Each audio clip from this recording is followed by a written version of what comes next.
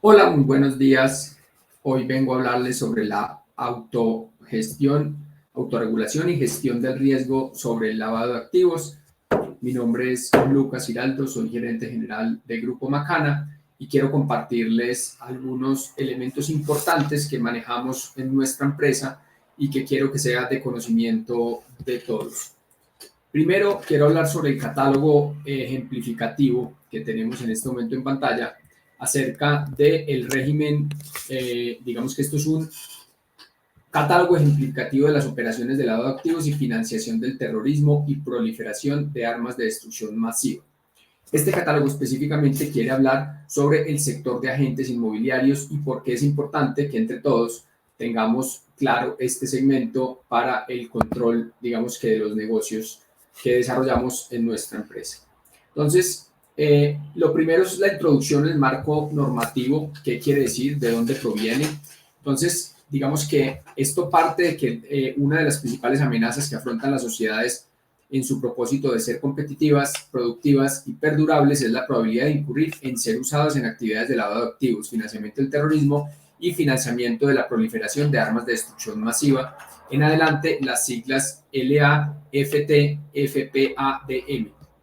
Estos fenómenos delictivos generan consecuencias negativas para la economía del país y para las empresas del sector real, lo cual puede traducirse en acaecimiento de riesgos operacionales, legales, reputacionales, de contagio, entre otros. De ahí que para la Superintendencia de Sociedades sea de suma importancia garantizar la supervisión del autocontrol y la gestión del riesgo de lavado de activos, financiación del terrorismo y la otra sigla que es financiamiento del terrorismo y financiamiento de la proliferación de armas de destrucción masiva.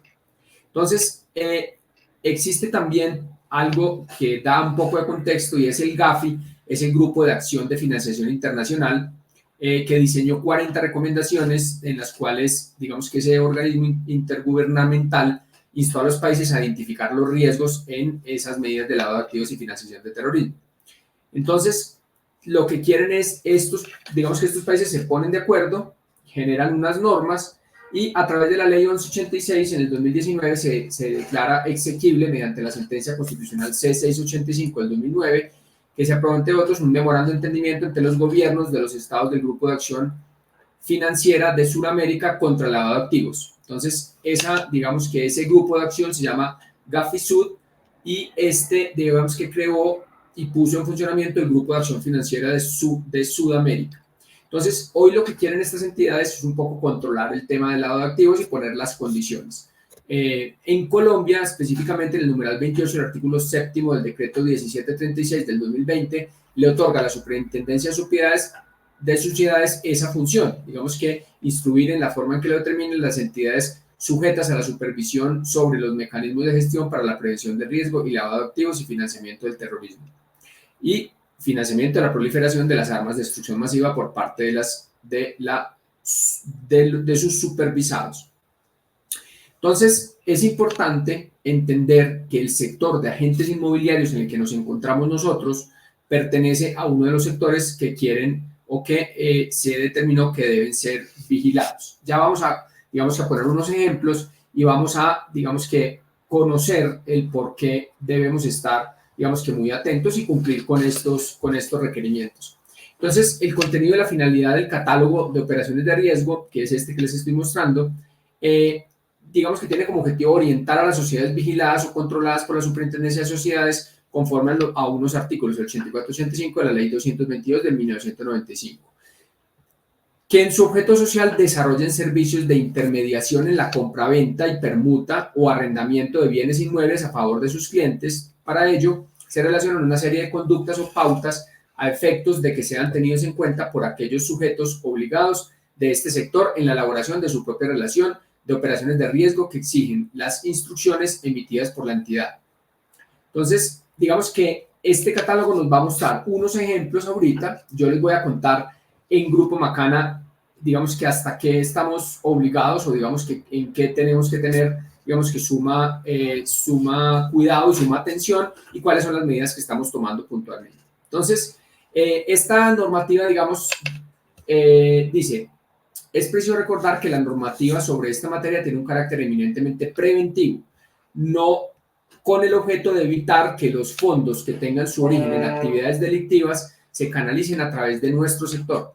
Por ello se considera fundamental reforzar dos tipos de medidas. La primera son las dirigidas a detectar operaciones sospechosas antes de que se lleven a cabo, con el objeto de no ejecutarlas y así evitar que los fondos de procedencia ilícita se introduzcan en el sistema.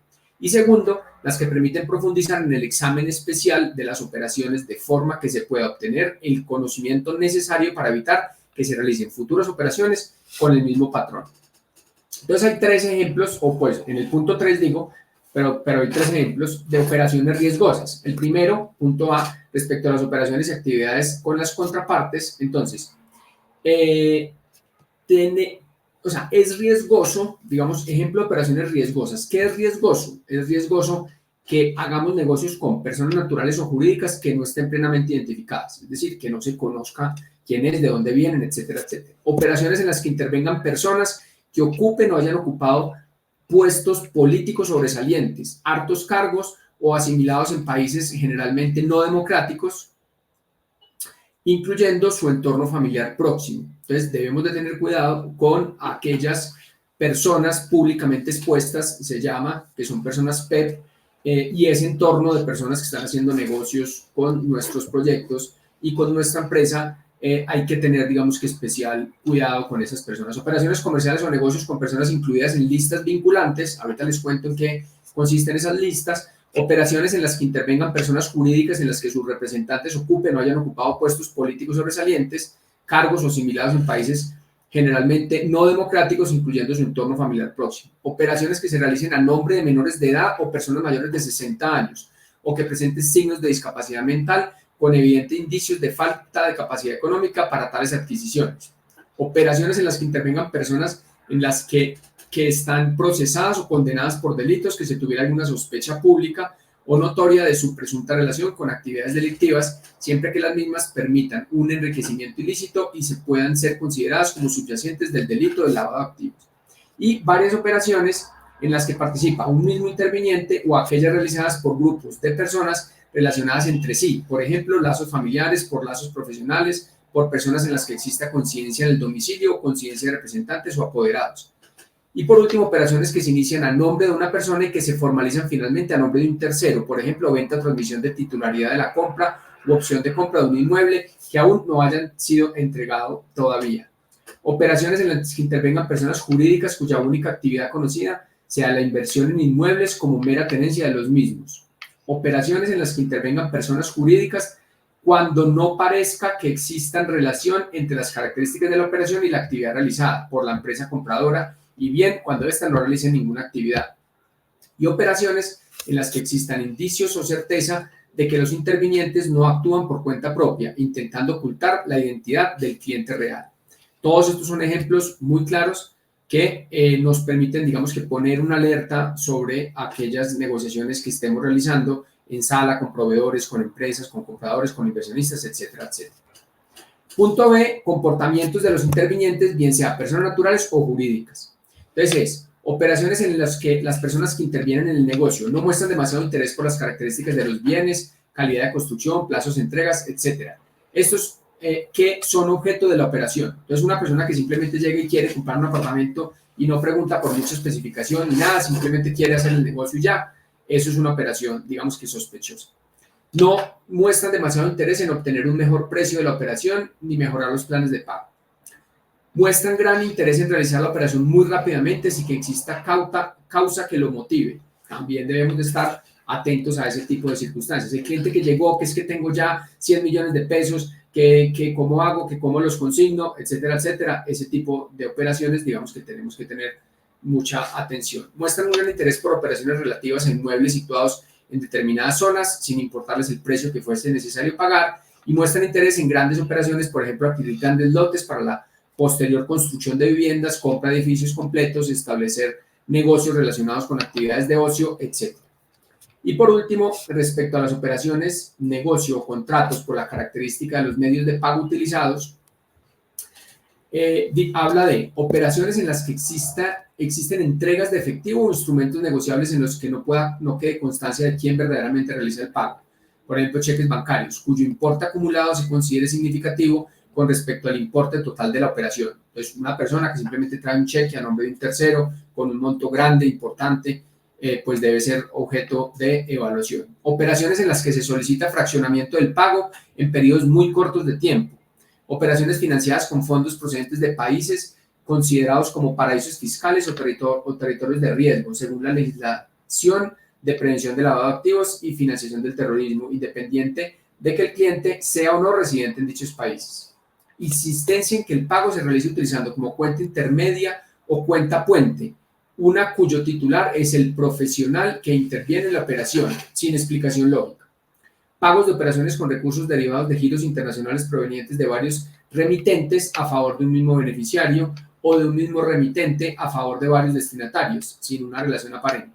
Operaciones formalizadas con un valor significativamente diferente, muy superior o inferior al real de los bienes transmitidos. Y D, con respecto a las operaciones con efectivo proveniente de o relacionado con países con un alto nivel de corrupción e inestabilidad política, depósitos en efectivo en cuentas bancarias personales o de empresas a partir de fuentes sin explicar, documentación injustificada sobre o no corresponden con el origen o el propietario, y préstamos del extranjero recibidos en efectivo y o en moneda local. Entonces, esta es la primera parte, que es el catálogo de servicios, como les contaba ahorita, y es como una introducción a este marco. Entonces, ¿qué estamos haciendo nosotros en Grupo Macana? Entonces, esta circular externa de las supersociedades es una circular que salió en diciembre del 2020 y que lo que hace es que modifica integralmente el capítulo 10 de la integral de la circular básica jurídica del 2017, que es la que regula, digamos, que esta actividad. Entonces, aquí lo que dice es que la modificación al mencionado capítulo 10 tiene como objeto principal profundizar el enfoque basado en riesgos, tanto en la supervisión de esta entidad como en la creación de políticas y matrices por parte de las sociedades comerciales, sucursales de sociedades extranjeras y empresas unipersonales obligadas al cumplimiento del régimen de autocontrol y gestión del riesgo integral, de lavado de activos, financiación del terrorismo y financiación de proliferación de armas de destrucción masiva y reporte de operaciones sospechosas a la UIAF. Entonces, esta circular, aquí vamos a pasar a la página 24, que es lo que nos corresponde a nosotros en Grupo Macana por el nivel de activos. Nos corresponde el capítulo 6, que se llama el régimen de medidas mínimas. Entonces, nosotros no estamos obligados a presentar el informe 75, que es el de SAGRILAF, que es el que contiene todas las medidas, sino que por nuestro, digamos que por nuestro nivel de flujo de negocios y de activos, digamos que necesitamos presentar o cumplir con los requisitos del régimen de medidas mínimas. Entonces, este régimen, digamos que es un SAGRILAF más pequeño, digamos que es toda la circular o todo este documento de 27 páginas, contiene todos los requisitos que se debe presentar para las empresas, digamos que están obligadas a presentarlo, pero el régimen de medidas mínimas es como un SAGRILAF resumido, más pequeño. Entonces, digamos, el contenido del régimen de medidas mínimas dice que las empresas obligadas deberán tener en cuenta los riesgos relacionados con el lavado de activos, financiación del terrorismo y financiación para armas de destrucción masiva, para lo cual deben analizar el material del riesgo, el tipo del negocio, la operación, el tamaño, las áreas geográficas de los países donde opera y demás características. Entonces, para llevar a cabo tal proceso pueden apoyarse en los documentos o tipologías del documento anteriormente mencionado, o sea, hacia atrás, pero nos habla de unos puntos específicos. Entonces, habla que yo, como representante legal de la empresa, soy el encargado y el responsable de supervisar y verificar el cumplimiento del régimen de medidas mínimas. Entonces, las empresas obligadas deberán adoptar las siguientes medidas mínimas: instruir a través de su representante legal a los empleados y asociados sobre los riesgos del lavado de activos, financiación del terrorismo y financiación para las armas de destrucción masiva, por lo menos una vez al año. Con lo cual, este video hace parte de instruirlos acerca de este tema, y también habla de comunicar y divulgar a través del representante legal las medidas mínimas que la empresa adoptó para prevenir y mitigar los riesgos, nuevamente, de lavado de activos, financiación del terrorismo y financiación para las armas de destrucción masiva. Como tercer punto, debemos identificar a la contraparte y verificar su identidad utilizando documentos, datos, información confiable de fuentes independientes. Ahorita les voy a mostrar con ejemplos lo que estamos haciendo y lo que necesito que implementemos en todas las negociaciones. Identificar al beneficiario final de la contraparte y tomar medidas razonables para verificar su identidad. Tomar medidas razonables para conocer la estructura de propiedad de la contraparte con el fin de obtener el nombre y el número de identificación de los beneficiarios finales, haciendo uso de las herramientas que se disponga. Entender cuando corresponda obtener información sobre el propósito y carácter que se pretende dar a la relación comercial de la contraparte. Realizar una debida diligencia continua de la relación comercial y examinar las transacciones llevadas a cabo a lo largo de esta relación para asegurar que sean consistentes con el conocimiento que tiene la empresa obligada por la contraparte, su actividad comercial y el perfil de riesgo. Disponer de registros y documentos de soporte de la ejecución de implementación del régimen de medidas mínimas. Reportar ante la UIAF y poner en conocimiento de la Fiscalía General de la Nación en un evento en el que se identifique o se verifique cualquier bien activo, producto, fondo o derecho de titularidad a nombre o bajo la administración o control de cualquier país, persona o entidad, incluida en las listas vinculantes. Para tal fin, deberá consultar permanentemente las listas vinculantes. Ya les cuento cómo son las listas vinculantes y qué es lo que nosotros hacemos. Definir y adoptar y monitorear acciones y herramientas para la detección de operaciones inusuales y operaciones sospechosas, así como el reporte efectivo a la UIAF. Registrar al representante legal ante el CIREL y responsabilizarlo para que sea el responsable de presentar a la UIAF los ROS y demás reportes señalados en el literal anterior. Dar respuesta oportuna a los requerimientos de información emitidos por la Superintendencia de Sociedades relacionados con la implementación y ejecución del régimen de medidas mínimas. Entonces, esto es lo dispuesto. Entonces dice, lo dispuesto para el SAGRILAF puede servir como lineamiento para profundizar en el diseño de que cada empresa adopte bajo el presente régimen de medidas mínimas. Entonces, como les decía, el SAGRILAF es, digamos que el sistema más robusto, más grande. A nosotros nos aplica el régimen de medidas mínimas y este capítulo sexto, que es el que les acabo de mencionar.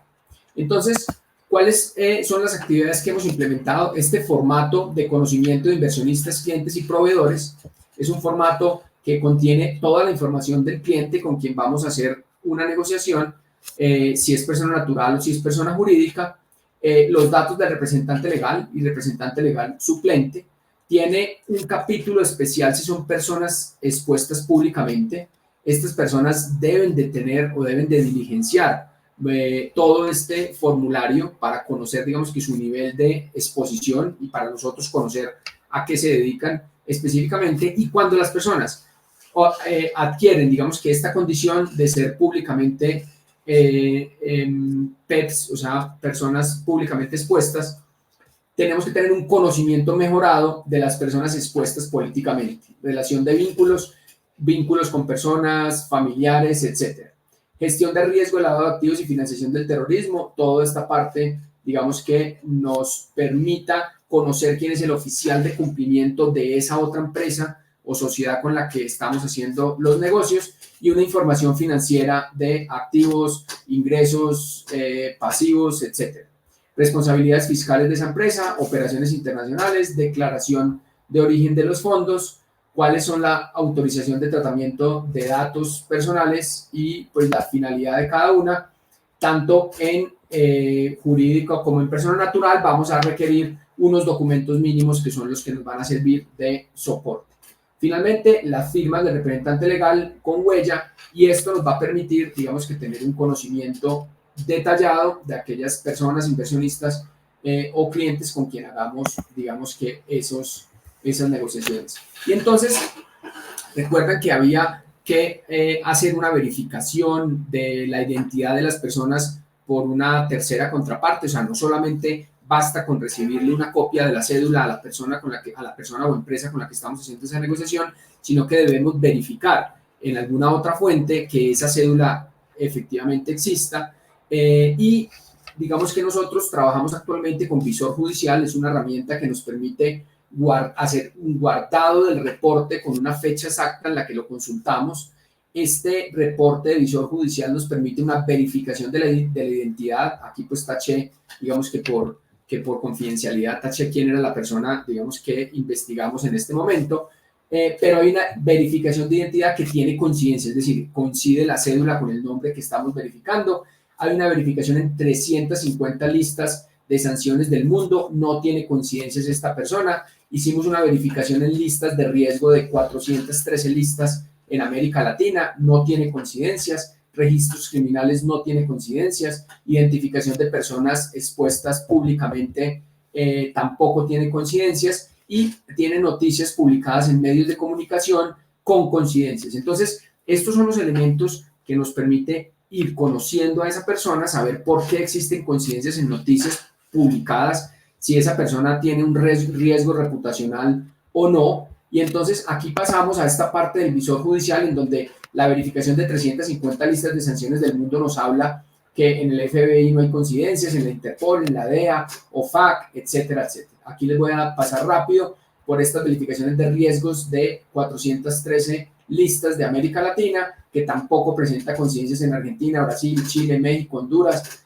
todo lo que es América Latina, y personas públicamente expuestas en estos países tampoco aparecen. Y al final, una noticia publicada en los medios de comunicación que tiene que ver simplemente con una devolución de algunos recursos que tenía esa persona. Entonces, con esto completamos lo que estamos haciendo actualmente en Grupo Macana. Hay un par de circulares adicionales.